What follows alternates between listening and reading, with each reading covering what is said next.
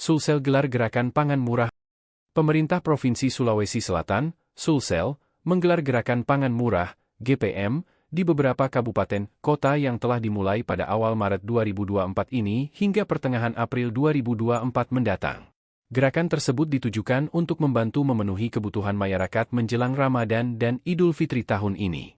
PJ Sekretaris Daerah Provinsi Sulsel Andi Muhammad Asrjat mengatakan GPM dilaksanakan secara serentak di 24 kabupaten kota se-Sulsel sebagai upaya pengendalian harga pangan pokok menjelang Ramadan dan Idul Fitri bulan depan.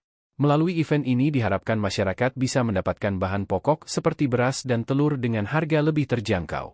GPM tersebar di 48 titik lokasi dengan jumlah yang masih memungkinkan untuk bertambah hingga awal April 2024. Kegiatan ini akan menyediakan segala kebutuhan pangan pokok strategis maupun bahan olahan dengan harga di bawah harga pasar. Kegiatan ini sendiri bekerja sama dengan Badan Pangan Nasional, Bank Indonesia, Kanwil Bulog Sulselbar, ID Food, Dinas Ketahanan Pangan 24 kabupaten dan kota, serta para distributor dan pelaku usaha pangan.